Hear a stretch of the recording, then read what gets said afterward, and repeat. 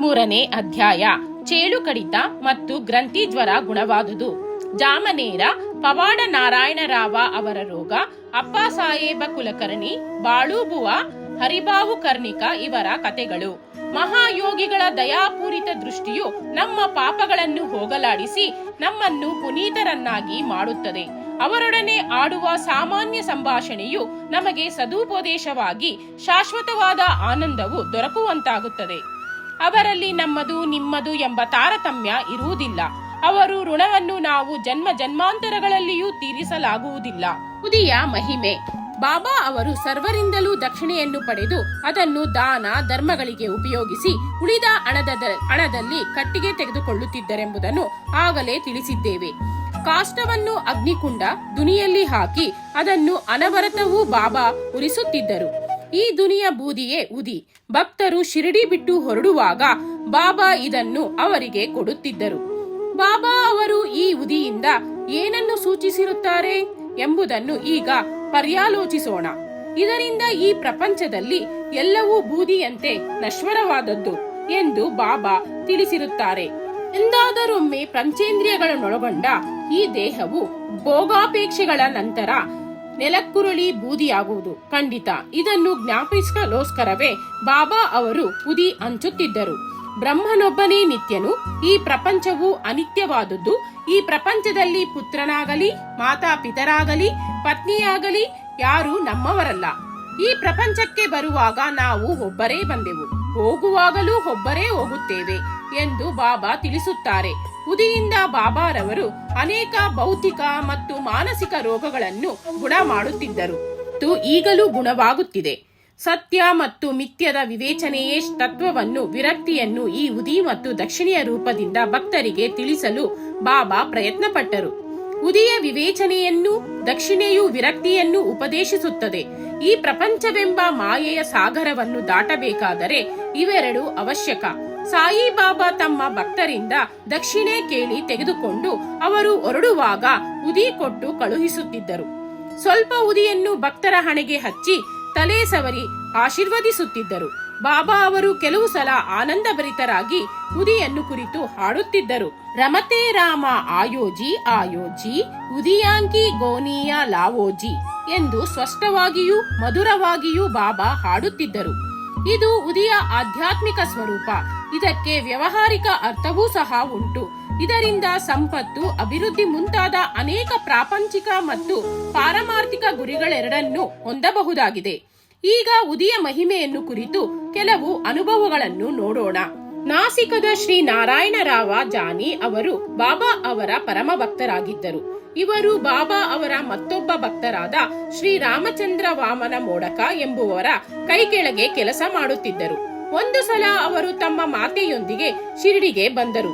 ಆಗ ಬಾಬಾ ಅವರು, ಬೇರೆಯವರ ನೌಕರಿ ಕೆಲಸ ಮಾಡುವುದು ಸಾಕು, ನೀನೇ ಸ್ವತಂತ್ರ ಉದ್ಯೋಗ ಆರಂಭಿಸು ಎಂದರು. ಕೆಲವು ದಿನಗಳ ನಂತರ ಬಾಬಾರವರ ಮಾತು ನಿಜವಾಯಿತು.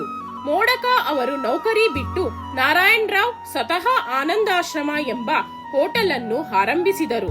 ಅದು ಬಹಳ ಚೆನ್ನಾಗಿ ನಡೆಯಿತು. ಒಂದು ದಿನ ಅವರ ಸ್ನೇಹಿತರೊಬ್ಬರಿಗೆ ಚೇಳು ಕಚ್ಚಿತು. ನೋವು ಬಲವಾಯಿತು.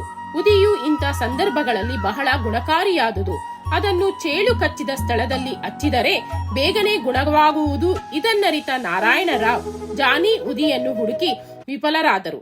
ಆಗ ಬಾಬಾ ಅವರು ಫೋಟೋದ ಮುಂದೆ ಹೋಗಿ ಅಲ್ಲಿ ಉರಿಯುತ್ತಿದ್ದ ಊದುಬತ್ತಿಯ ಬೂದಿಯನ್ನು ತೆಗೆದುಕೊಂಡು ಬಾಬಾ ಅವರ ಸಹಾಯವನ್ನು ಪ್ರಾರ್ಥಿಸಿ ಅದನ್ನೇ ಉದಿಯೆಂದು ಭಾವಿಸಿ ಚೇಳು ಕಡಿದ ಭಾಗಕ್ಕೆ ಹಚ್ಚಿದರು. ಸ್ವಲ್ಪ ಹೊತ್ತಿನಲ್ಲಿಯೇ ಸ್ನೇಹಿತರಿಗೆ ಗುಣವಾಯಿತು. ಗ್ರಂಥಿ ಜ್ವರ. ಬಾಂದ್ರಾದಲ್ಲಿ ಸಾಯಿಬಾಬಾ ಅವರ ಭಕ್ತನೊಬ್ಬನಿಗೆ ಬೇರೆ ಒಂದು ಊರಿನಲ್ಲಿ ಇದ್ದ ತನ್ನ ಮಗಳಿಗೆ ಗ್ರಂಥಿ ಜ್ವರ ಅಂಟಿದೆ ಎಂದು ತಿಳಿಯಿತು. ಅವನ ಹತ್ತಿರ ಆಗ ಉದಿ ಇರಲಿಲ್ಲ. ಅದಕ್ಕೋಸ್ಕರ ನಾನಾ ಸಾಹೇಬರಿಗೆ ಹೇಳಿ ಕಳುಹಿಸಿದನು. ಈ ಸುದ್ದಿ ನಾನಾ ಅವರಿಗೆ ಠಾಣಾ ರೈಲ್ವೆ ನಿಲ್ದಾಣದ ಬಳಿ ಮುಟ್ಟಿತು. ಆಗ ಅವರ ಹತ್ತಿರವೂ ಉದಿ ಇರಲಿಲ್ಲ. ಅವರು ಸ್ವಲ್ಪ ಮಣ್ಣನ್ನು ತೆಗೆದುಕೊಂಡು ಬಾಬಾ ಅವರನ್ನು ಧ್ಯಾನಿಸಿ ತಮ್ಮ ಪತ್ನಿಯ ಹಣೆಗೆ ಹಚ್ಚಿ ಅದನ್ನೇ ತನ್ನ ಸ್ನೇಹಿತರಿಗೆ ಕೊಟ್ಟರು. ಅವರು ಇದನ್ನು ತೆಗೆದುಕೊಂಡು ತನ್ನ ಮಗಳ ಮನೆಗೆ ಹೋಗಿ ನೋಡಲು ನಾನಾ ಸಾಹೇಬರು ಠಾಣಾ ರೈಲ್ವೆ ನಿಲ್ದಾಣದಲ್ಲಿ ಬಾಬಾ ಅವರ ಸಹಾಯವನ್ನು ಅಪೇಕ್ಷಿಸಿ ಪ್ರಾರ್ಥನೆ ಮಾಡಿದ್ದಾಗಿನಿಂದ ಮಗಳಿಗೆ ಗುಣ ಬರುತ್ತಿದ್ದನ್ನು ನೋಡಿ ಆನಂದ ಪರವಶರಾದರು. ಜಾಮನೇರ ಪವಾಡ. ಶಿರಡಿಯಿಂದ 100 ಮೈಲು ದೂರದಲ್ಲಿದ್ದ ಕಾನಾದೇಶ ಜಿಲ್ಲೆಯ ಜಾಮನೇರದಲ್ಲಿ ಸುಮಾರು 1904-1905ರಲ್ಲಿ ಶ್ರೀ ನಾನಾ ಸಾಹೇಬ ಚಾಂದೋಡ್ಕರ ಮಾಮಲೆದಾರರಾಗಿದ್ದರು. ಅಲ್ಲಿ ಅವರ ಮಗಳಾದ ಮೈನಾತಾಯಿ ಪ್ರಸವ ವೇದನೆಯಿಂದ ಪರಿಸ್ಥಿತಿಯಿಂದ ಹದಗೆಟ್ಟು 4-5 ದಿನ ನರಳುತ್ತಿದ್ದಳು. ನಾನಾ ಅವಳಿಗೆ ಅನೇಕ ಔಷಧಿ ಕೊಡಿಸಿದರೂ ಗುಣವಾಗಲಿಲ್ಲ. ಆಗ ಬಾಬಾ ಅವರನ್ನು ಧ್ಯಾನಿಸಿ ಅವರ ಸಹಾಯ ಬೇಡಿದರು. ಆಗ ಶಿರಡಿಯಲ್ಲಿ ಬಾಪೂಗೀರಾ ಬುವಾ ಎಂಬ ಗೋಸ್ವಾಮಿ ಕಾನಾದೇಶಕ್ಕೆ ಹೊರಡಲು ಸಿದ್ಧರಾಗಿದ್ದರು. ಆಗ ಬಾಬಾ ಅವರನ್ನು ಕರೆದು ದಾರಿಯಲ್ಲಿ ಜಾಮನೇರಿಗೆ ಹೋಗಿ ಅಲ್ಲಿ ವಿಶ್ರಮಿಸಿ ಉದಿಯನ್ನು ಮತ್ತು ಆರತಿಯನ್ನು ನಾನಾ ಸಾಹೇಬರಿಗೆ ಕೊಡು ಎಂದರು. ಬಾಪೂಗೀರಾ ಬುವಾ ತಮ್ಮ ಹತ್ತಿರ ಕೇವಲ 2 ರೂಪಾಯಿಗಳಿದ್ದು ಜಳಂಗಾಂವ್ ತನಕ ಮಾತ್ರ ಪ್ರಯಾಣ ಬೆಳೆಸಬಹುದೆಂದು ಅಲ್ಲಿಂದ 30 ಮೈಲಿಗಳಿರುವ ಜಾಮನೇರಿಗೆ ಹೋಗಲು ಸಾಧ್ಯವಿಲ್ಲವೆಂದು ತಿಳಿಸಿದರು. ಅದಕ್ಕೆ ಬಾಬಾ ಹೆದರಬೇಡ, ಎಲ್ಲವೂ ಸರಿ ಹೋಗುತ್ತದೆ ಎಂದರು. ಆಗ ಬಾಬಾ ಅವರು ಶ್ಯಾಮ ಅವರನ್ನು ಕರೆದು ಬೇಗ ಆರತಿ ಬರೆಯುವಂತೆ ಹೇಳಿ ಮಾಧವ ಅಡಕರ ಬರೆದಿರುವ ಪ್ರಸಿದ್ಧ ಆರತಿ ಅದರ ಪ್ರತಿಯನ್ನು ಉದಿಯೊಡನೆ ಅವರ ಕೈಗಿತ್ತು ನಾನಾ ಸಾಹೇಬರಿಗೆ ಕೊಡಲು ಹೇಳಿದರು. ಬಾಬಾ ಅವರ ಮಾತಿನಲ್ಲಿ ಪೂರ್ಣ ನಂಬಿಕೆ ಇಟ್ಟು ಬಾಪೂಗೀರಾ ಅವರು ಜಳಂಗಾವಕ್ಕೆ ರಾತ್ರಿ 2 ಗಂಟೆಗೆ ಬಂದರು. ಆಗ ಅವರ ಹತ್ತಿರ 2 ಆಣೆಗಳು ಮಾತ್ರ ಇದ್ದವು. ಅಷ್ಟು ಹೊತ್ತಿಗೆ ಸರಿಯಾಗಿ ಬಾಪೂಗೀರಾ ಬುವಾ ಎಂಬುವರಾರು ಎಂದು ಕೇಳುತ್ತಾ ಒಬ್ಬ ಸಿಪಾಯಿ ಬಂದನು. ಆಗ ಬಾಪೂಗೀರಾ ಅವರು ಅವರ ಕಡೆಗೆ ಹೋಗಿ ತಾವೇ ಬಾಪೂಗೀರರೆಂದು ಹೇಳಿಕೊಂಡರು. ಆಗ ಅವನು ತಾನು ನಾನಾ ಸಾಹೇಬರಿಂದ ಕಳಿಸಲ್ಪಟ್ಟಿರುವೆನೆಂದು ಹೇಳಿ ಗೋಸಾವಿಯನ್ನು ಕರೆದುಕೊಂಡು ಹೋಗಿ ಸುಂದರವಾದ ಕುದುರೆಗಳನ್ನು ಕಟ್ಟಿದ ಟಾಂಗಾದಲ್ಲಿ ಕೂಡಿಸಿಕೊಂಡು ಹೊರಟನು. ಟಾಂಗಾ ಜೋರಾಗಿ ಸಾಗಿತು. ಬೆಳಗು ಮುಂಜಾನೆ ಅವರು ಒಂದು ಹಳ್ಳದ ಹತ್ತಿರ ಬಂದರು. ಸಿಪಾಯಿ ಕುದುರೆಗಳಿಗೆ ನೀರು ಕುಡಿಸಲು ಅವುಗಳನ್ನು ಬಿಚ್ಚಿ ಹಳ್ಳಕ್ಕೆ ಒಯ್ದನು. ನಂತರ ತಾನು ತಂದಿದ್ದ ಬುತ್ತಿಯನ್ನು ಬಿಚ್ಚಿ ಬಾಪೂಗೀರಾ ಅವರಿಗೆ ಕೊಟ್ಟು ಊಟ ಮಾಡಲು ಹೇಳಿದನು. ಅವನ ಗಡ್ಡ, ಮೀಸೆ, ಉಡುಪುಗಳನ್ನು ನೋಡಿ ಅವನು ಮಹಮ್ಮದೀನೆಂದೋ ಗೋಸಾವಿ ಭಾವಿಸಿ ಅನುಮಾನಿಸಲು ಅವನು ತಾನು ಹಿಂದೂ ಎಂದು ನಾನಾ ಅವರೇ ಆಹಾರವನ್ನು ಕಳಿಸಿದರೆಂದು ಹೇಳಿದನು. ನಂತರ ಇಬ್ಬರು ಉಪಹಾರ ಮಾಡಿ ಪುನಃ ಹೊರಟರು. ಸೂರ್ಯೋದಯಕ್ಕೆ ಜಾಮನೇರ ಮುಟ್ಟಿದರು. ಆಗ ಬಾಪೂಗೀರಾ ಮೂತ್ರ ವಿಸರ್ಜನೆಗೆ ಹೋದರು. ಅವರು ಪುನಃ ಬರುವಷ್ಟರಲ್ಲಿ ಟಾಂಗಾ ಅಥವಾ ಸಿಪಾಯಿ ಯಾರೂ ಕಾಣಲಿಲ್ಲ. ನಂತರ ನಾನಾರವರ ಮನೆಯನ್ನು ಹುಡುಕಿಕೊಂಡು ಹೋಗಿ ತಾವು ಶಿರಡಿಯ ಬಾಪೂಗೀರರೆಂದು ಬಾಬಾ ಅವರು ಉದಿ ಮತ್ತು ಆರತಿಯನ್ನು ಕೊಟ್ಟು ಕಳಿಸಿರುತ್ತಾರೆಂದು ಹೇಳಿ ಅವನ್ನು ಅವರ ಕೈಗಿತ್ತರು. ಆಗ ಶ್ರೀಮತಿ ಮೈನಾತಾಯಿಗೆ ನೋವು ಬಲವಾಗಿತ್ತು. ಕೂಡಲೇ ಉದಿಯನ್ನು ನೀರಿನಲ್ಲಿ ಹಾಕಿ ಅವಳಿಗೆ ಕುಡಿಯಲು ಕೊಟ್ಟು ಆರತಿ ಹಾಡಿದರು. ಬಾಬಾ ಅವರ ಸಹಾಯ ಬಹಳ ಸಮಯೋಚಿತವಾಗಿದೆ ಎಂದುಕೊಂಡರು. ಸ್ವಲ್ಪ ಹೊತ್ತಿನಲ್ಲಿಯೇ ಮೈನಾತಾಯಿಗೆ ನಿರ್ವಿಘ್ನ ಪ್ರಸೂತಿಯಾಯಿತು. ನಂತರ ಗೋಸಾವಿ ನಾನಾ ಸಾಹೇಬರನ್ನು ಕುರಿತು ನೀವು ಸಿಪಾಯಿ ಮತ್ತು ಟಾಂಗಾ ಕಳಿಸಿದ್ದಕ್ಕೆ ನನ್ನ ಅಭಿನಂದನೆಗಳು ಎಂದರು. ಆಗ ನಾನಾ ಅಚ್ಚರಿಗೊಂಡು ಶಿರಡಿಯಿಂದ ಯಾರು ಬರುವುದು ನನಗೆ ತಿಳಿದಿರಲಿಲ್ಲ, ನಾನು ಯಾರನ್ನೂ ಕಳಿಸಿರಲಿಲ್ಲ ಎಂದರು. ಇದು ಎಂತಹ ಪವಾಡ!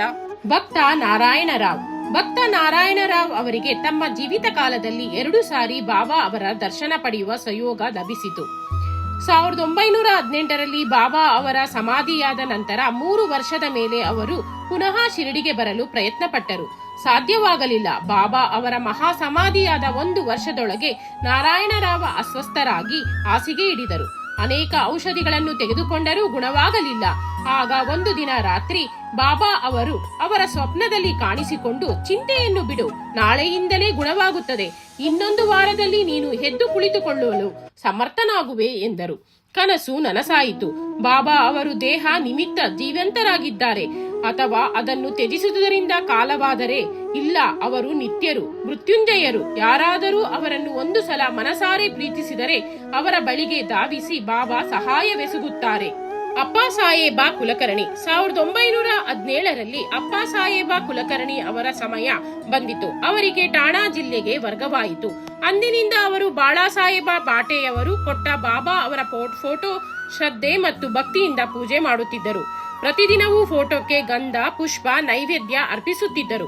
ಅವರು ಯಾವಾಗಲೂ ಬಾಬಾ ಅವರನ್ನೇ ಎವೆಯಿಕ್ಕದೆ ಧ್ಯಾನಿಸುತ್ತಿದ್ದರು. ಬಾಬಾ ಅವರ ಫೋಟೋ ಶ್ರದ್ಧೆಯಿಂದ ನೋಡಿದರೆ ಅವರನ್ನು ಪ್ರತ್ಯಕ್ಷ ನೋಡಿದಂತೆಯೇ ಎಂದು ಹೇಳಿದರೆ ತಪ್ಪಾಗಲಾರದು. ಈ ಕೆಳಕಂಡ ಕಥೆಯು ಇದನ್ನು ಉದಾಹರಿಸುತ್ತದೆ. ಬಾಳಾ ಬುವಾ ಸುತಾರ. ಮುಂಬಯಿಯ ಭಜನಾಕಾರರಾದ ಬಾಳಾ ಬುವಾ ಸುತಾರ ಎಂಬುವರು ಮೊಟ್ಟ ಮೊದಲು 1917ರಲ್ಲಿ ಶಿರಡಿಗೆ ಬಂದರು. ಅವರು ಬಾಬಾ ಅವರಿಗೆ ನಮಸ್ಕರಿಸಿದಾಗ ಬಾಬಾ ಇವನನ್ನು ನಾನು 4 ವರ್ಷಗಳಿಂದಲೂ ಬಲ್ಲೆ ಎಂದರು. ಶಿರಡಿಗೆ ಅದೇ ಅವರ ಮೊದಲ ಭೇಟಿಯಾದುದರಿಂದ ಬಾಳಾಬುವಾ ಅವರಿಗೆ ಆಶ್ಚರ್ಯವಾಯಿತು. ಯೋಚಿಸತೊಡಗಿದರು. ಅನಂತರ 4 ವರ್ಷಗಳ ಹಿಂದೆ ಸಾಯಿಬಾಬಾ ಅವರ ಫೋಟೋಕ್ಕೆ ನಮಸ್ಕರಿಸಿದ್ದು ಜ್ಞಾಪಕಕ್ಕೆ ಬಂದಿತು. ಆಗ ಅವರಿಗೆ ಬಾಬಾ ಅವರ ಮಾತುಗಳ ಅರ್ಥವಾಯಿತು. ಆಗ ಅವರು ಸಂತರು ಎಂಥ ಜ್ಞಾನಿಗಳು, ಸರ್ವಂತ್ರಯಾಮಿಗಳು, ಅವರಿಗೆ ತಮ್ಮ ಭಕ್ತರ ಮೇಲೆ ಎಷ್ಟು ಪ್ರೀತಿ. ನಾನು ಬಾಬಾ ಅವರ ಫೋಟೋಕ್ಕೆ ನಮಸ್ಕರಿಸಿದ್ದೆ. ಶ್ರದ್ಧೆ ಭಕ್ತಿಗಳಿಂದ ಫೋಟೋ ನೋಡಿದರೆ ಅವರನ್ನೇ ಸ್ವತಃ ನೋಡಿದಂತೆ ಎಂದು ಮನಸ್ಸಿನಲ್ಲಿ ಅಂದುಕೊಂಡರು. ಈಗ ಮತ್ತೆ ಅಪ್ಪ ಸಾಹೇಬ ಕುಲಕರ್ಣಿ ಅವರ ಕತೆ. ಅವರು ಠಾಣಾದಲ್ಲಿ ಇದ್ದಾಗ ಭೀವಂಡಿಗೆ ಆಗಾಗ್ಗೆ ಹೋಗಬೇಕಾಗುತ್ತಿತ್ತು. ಹೋದರೆ 1 ವಾರದ ತನಕ ಹಿಂದಿರುಗುತ್ತಿರಲಿಲ್ಲ. ಈ ರೀತಿ ಠಾಣಾದಿಂದ ಅವರು ಊರಿಗೆ ಹೋದಾಗ ಒಂದು ಆಶ್ಚರ್ಯಕರವಾದ ಘಟನೆ ನಡೆಯಿತು. ಮಧ್ಯಾಹ್ನದ ಸಮಯ ಫಕೀರನೊಬ್ಬನು ಅಪ್ಪ ಸಾಹೇಬರ ಮನೆಗೆ ಬಂದನು. ಅವರ ರೂಪರೇಖೆಗಳು ಬಾಬಾ ಅವರ ಫೋಟೋ ಹೋಲುತ್ತಿದ್ದವು. ಆಗ ಕುಲಕರ್ಣಿಯವರ ಮಕ್ಕಳು, ನೀವು ಶಿರಡಿಯ ಸಾಯಿಬಾಬಾ ಏನು ಎಂದು ಕೇಳಿದರು. ಅದಕ್ಕೆ ಫಕೀರನು, ಅಲ್ಲ, ನಾನು ಅವರ ಶಿಷ್ಯ. ಬಾಬಾ ಅವರು ನಿಮ್ಮ ಯೋಗಕ್ಷೇಮವನ್ನು ವಿಚಾರಿಸಿಕೊಂಡು ಬಾ ಎಂದು ಹೇಳಿ ಕಳುಹಿಸಿದ್ದಾರೆ ಎಂದರು. ನಂತರ ದಕ್ಷಿಣೆ ಕೇಳಿದನು. ಶ್ರೀಮತಿ ಕುಲಕರ್ಣಿ ಅವರು ಅವನಿಗೆ 1 ರೂಪಾಯಿ ಕೊಟ್ಟರು. ಆಗ ಅವನು ಅವರಿಗೆ ಒಂದು ಉದಿಪಟ್ಟಣವನ್ನು ಕೊಟ್ಟು ಪ್ರತಿದಿನವೂ ಬಾಬಾ ಅವರ ಫೋಟೋದ ಮುಂದಿಟ್ಟು ಇದನ್ನು ಪೂಜೆ ಮಾಡಿ ಎಂದು ಹೇಳಿ ಹೊರಟು ಹೋದರು. ಅಪ್ಪ ಸಾಹೇಬರ ಕುದುರೆಗೆ ಬಹಳ ಕಾಯಿಲೆಯಾಗಿದ್ದುದರಿಂದ ಅವರು ಭೀವಂಡಿಯಿಂದ ಕೆಲಸಕ್ಕಾಗಿ ಮುಂದೆ ಪ್ರಯಾಣ ಮಾಡಲಾಗಲಿಲ್ಲ. ಆದುದರಿಂದ ಅವರು ಮನೆಗೆ ಹಿಂತಿರುಗಿದರು. ಪತ್ನಿಯಿಂದ ಫಕೀರನ ವಿಷಯವೆಲ್ಲವೂ ತಿಳಿಯಿತು. ಅವರ ಹೆಂಡತಿ ಫಕೀರನಿಗೆ 1 ರೂಪಾಯಿ ದಕ್ಷಿಣೆ ಕೊಟ್ಟಿದ್ದುದನ್ನು ತಿಳಿಸಿದಳು. ಆಗ ಅಪ್ಪ, ನಾನಿದ್ದರೆ 10 ರೂಪಾಯಿಗಳಿಗಿಂತ ಕಡಿಮೆ ದಕ್ಷಿಣೆ ಕೊಡುತ್ತಿರಲಿಲ್ಲ ಎಂದರು. ಕೂಡಲೇ ಆಹಾರವನ್ನು ಕೂಡ ತೆಗೆದುಕೊಳ್ಳದೆ ಫಕೀರನನ್ನು ಹುಡುಕಲು ಹೊರಟರು. ಅವನು ಸಿಗಲಿಲ್ಲ. ಬರಿಯ ಹೊಟ್ಟೆಯಲ್ಲಿ ಪರಮಾತ್ಮನ ಅನ್ವೇಷಣೆ ಮಾಡಬಾರದೆಂದು ಬಾಬಾ ಹೇಳಿದ್ದು ಅವರು ಸ್ಮರಿಸಿಕೊಂಡರು. ಕಾರಣ ಊಟವಾದ ಕುಲಕರ್ಣಿಯವರು ವಿಹಾರಕ್ಕೋಸ್ಕರ ತಮ್ಮ ಸ್ನೇಹಿತ ಚಿತ್ರೆಯರೊಡನೆ ಹೊರಟರು. ಆಗ ಫಕೀರನೊಬ್ಬನು ಇವನ ಹತ್ತಿರ ಬಂದನು. ಅವನು ಬಾಬಾ ಅವರನ್ನೇ ಹೋಲುತ್ತಿದ್ದನು. ಅವನು ಇವರ ಹತ್ತಿರ ಬಂದು ದಕ್ಷಿಣೆಗೋಸ್ಕರ ಕೈ ಚಾಚಿದನು. ಕುಲಕರ್ಣಿಯವರು 1 ರೂಪಾಯಿ ಕೊಟ್ಟರು. ಪುನಃ ಕೇಳಿದನು. 2 ರೂಪಾಯಿ ಕೊಟ್ಟರು. ಅವನಿಗಿನ್ನೂ ಬೇಕಾಗಿದ್ದಿತು. ಆದುದರಿಂದ ಮತ್ತೆ ಮತ್ತೆ ಕೈ ಚಾಚುತ್ತಲೇ ಇದ್ದನು. ಆಗ ಚಿತ್ರೆಯವರಿಂದ 3 ರೂಪಾಯಿ ಸಾಲ ಪಡೆದು ಕೊಟ್ಟರು. ಹೀಗೆ ಒಟ್ಟು 9 ರೂಪಾಯಿಗಳನ್ನು ಕೊಟ್ಟರು. ಆದರೂ ಅವನಿಗೆ ತೃಪ್ತಿಯಾದಂತೆಯೇ ತೋರಲಿಲ್ಲ. ಆಗ ಕುಲಕರ್ಣಿ ಮನೆಗೆ ಬಂದು 10 ರೂಪಾಯಿ ನೋಟನ್ನು ಕೊಟ್ಟರು. ಫಕೀರನು ಆ 10 ರೂಪಾಯಿಗಳ ನೋಟನ್ನು ತೆಗೆದುಕೊಂಡು ಮೊದಲು ಅವರು ಕೊಟ್ಟ 9 ರೂಪಾಯಿಗಳನ್ನು ಮರಳಿ ಕೊಟ್ಟು ಹೊರಟು ಹೋದನು. ಅಪ್ಪ ಅವರು ತಾವು ಫಕೀರನಿಗೆ 10 ರೂಪಾಯಿಗಳಿಗಿಂತ ಕಡಿಮೆ ಕೊಡುತ್ತಿರಲಿಲ್ಲವೆಂದು ಈ ಹಿಂದೆ ತಮ್ಮ ಪತ್ನಿಯ ಮುಂದೆ ಹೇಳಿದ್ದರಲ್ಲವೇ. ಆದುದರಿಂದಲೇ ಅವನು ಆ ರೀತಿ ಮಾಡಿದುದು. ಇಲ್ಲಿ 9 ಅಂಕಿಯು ಅರ್ಥಗರ್ಭಿತವಾಗಿದೆ. ಇದು ನವರಸಗಳ ಭಕ್ತಿಗಳ ಪ್ರತೀಕ. ಬಾಬಾ ಅವರು ತಮ್ಮ ಕೊನೆಗಾಲದಲ್ಲಿ ಲಕ್ಷ್ಮೀಬಾಯಿ ಸಿಂಧೆ ಅವರಿಗೆ 9 ರೂಪಾಯಿಗಳನ್ನು ಕೊಟ್ಟಿದ್ದುದನ್ನು ಈ ಸಂದರ್ಭದಲ್ಲಿ ಗಮನಿಸಬಹುದು. ಅಪ್ಪ ಸಾಹೇಬರು ಉದಿಯ ಪಟ್ಟಣವನ್ನು ಬಿಚ್ಚಿ ನೋಡಿದರು. ಅದರಲ್ಲಿ ಹೂವು ಮತ್ತು ಅಕ್ಷತೆಗಳಿದ್ದವು. ಕೆಲವು ಕಾಲದ ನಂತರ ಅವರು ಶಿರಡಿಗೆ ಹೋದಾಗ ಬಾಬಾ ಅವರ ಒಂದು ಕೊದಲೆಳೆಯನ್ನು ತೆಗೆದುಕೊಂಡು ಬಂದು ಅವೆಲ್ಲವನ್ನು ಒಂದು ತಾಯಿತದಲ್ಲಿ ಹಾಕಿ ತೋಳಿಗೆ ಕಟ್ಟಿಕೊಂಡರು. ಆಗ ಅವರಿಗೆ ಉದಿಯ ಶಕ್ತಿಯ ಅರಿವಾಯಿತು. ಅವರು ಬಹಳ ಸಮರ್ಥರಿದ್ದರು. ಅವರಿಗೆ ಮೊದಲು 40 ರೂಪಾಯಿಯ ಸಂಬಳ ಮಾತ್ರ ದೊರಕುತ್ತಿತ್ತು. ಬಾಬಾ ಅವರ ಫೋಟೋ ಮತ್ತು ಉದಿ ದೊರಕಿದ ನಂತರ ಅದು 40 ರೂಪಾಯಿಗಳ ಎಷ್ಟೋ ಮಡಿ ಹೆಚ್ಚಾಯಿತು. ಪ್ರಾಪಂಚಿಕ ಸುಖದ ಜೊತೆಯಲ್ಲಿ ಅವರ ಆಧ್ಯಾತ್ಮಿಕ ಬೆಳವಣಿಗೆಯೂ ಆಯಿತು. ಆದ್ದರಿಂದ ಬಾಬಾ ಅವರ ಉದಿಯನ್ನು ದೊರಕಿಸಿ ನಾವು ನಿತ್ಯವೂ ಸ್ನಾನವಾದ ನಂತರ ಅದನ್ನು ಹಣೆಗೆ ಹಚ್ಚಿಕೊಂಡು ಸ್ವಲ್ಪ ಉದಿಯನ್ನು ನೀರಿನಲ್ಲಿ ಬೆರೆಸಿ ಪವಿತ್ರ ತೀರ್ಥವೆಂದು ಸೇವಿಸಬೇಕು. ಹರಿಬಾವು ಕರ್ಣಿಕ. ಠಾಣಾ ಜಿಲ್ಲೆಯ ಶ್ರೀ ಹರಿಬಾವು ಕರ್ಣಿಕ ಅವರು 1917ರ ಗುರು ಪೌರ್ಣಿಮೆಯ ದಿನ ಶಿರಡಿಗೆ ಬಂದು ಬಾಬಾ ಅವರನ್ನು ಪೂಜಿಸುತ್ತಿದ್ದರು. ಅವರು ಬಾಬಾ ಅವರಿಗೆ ಬಟ್ಟೆ ಮತ್ತು ದಕ್ಷಿಣೆಗಳನ್ನು ಅರ್ಪಿಸಿ ಅವರ ಆಶೀರ್ವಾದ ಪಡೆದು ಮಸೀದಿಯಿಂದ ಕೆಳಗೆ ಇಳಿಯುತ್ತಿದ್ದರು. ಆದರೆ ಬಾಬಾ ಅವರಿಗೆ ಮತ್ತೊಂದು ರೂಪಾಯಿ ದಕ್ಷಿಣೆಯನ್ನು ಅರ್ಪಿಸಬೇಕೆಂದು ಮಾಡಿಕೊಂಡು ಹಿಂತಿರುಗುವಾಗ ಅವರ ಹಿಂದೆಯೇ ಇದ್ದ ಶ್ಯಾಮ ಅವರು ಒಂದು ಸಾರಿ ಬಾಬಾ ಅವರಿಂದ ಆಶೀರ್ವಾದ ಪಡೆದ ನಂತರ ಮತ್ತೆ ಹಿಂತಿರುಗಿ ಬರಬಾರದೆಂದು ಹೇಳಿದರು. ಆದ್ದರಿಂದ ಹಾಗೆಯೇ ಊರಿಗೆ ಹೊರಟರು. ನಾಸಿಕದಲ್ಲಿ ಕಾಳರಾಮನ ದರ್ಶನಕ್ಕೆಂದು ಅವರು ದೇವಾಲಯಕ್ಕೆ ಹೋದರು. ಅಲ್ಲಿ ದೇವಸ್ಥಾನದ ಬಾಗಿಲ ಬಳಿ ಕುಳಿತ ಭಜನೆ ಮಾಡುತ್ತಿದ್ದ ಸಂತ ಶ್ರೀ ನರಸಿಂಹ ಮಹಾರಾಜರು ಅಂದು ತಮ್ಮ ಭಜನೆಯನ್ನು ನಿಲ್ಲಿಸಿ ಭಕ್ತರನ್ನು ಬಿಟ್ಟು ಇವರ ಹತ್ತಿರ ಬಂದು ಕೈ ಹಿಡಿದು ನನ್ನ 1 ರೂಪಾಯಿ ಕೊಡು ಎಂದರು. ಕರ್ಣಿಕ ಅವರು ಆಶ್ಚರ್ಯಗೊಂಡು ತಾವು ಕೊಡಬಯಸಿದ್ದ 1 ರೂಪಾಯಿಯನ್ನು ಬಾಬಾ ಅವರೇ ತೆಗೆದುಕೊಳ್ಳುತ್ತಿದ್ದಾರೆ ಎಂದು ಬಹಳ ಆನಂದದಿಂದ ಕೊಟ್ಟರು. ಈ ಕಥೆಯಿಂದ ಸಂತರೆಲ್ಲರೂ ಒಂದೇ, ಅವರೆಲ್ಲರೂ ಒಂದೇ ಧೈರ್ಯದಿಂದ ಜೀವಿಸುತ್ತಾರೆ ಎಂಬುದು ತಿಳಿದು ಬರುತ್ತದೆ. ಶ್ರೀ ಸಾಯಿ ಪ್ರಣಾಮ. ಅಧ್ಯಾಯ 33 ಮುಕ್ತಾಯ.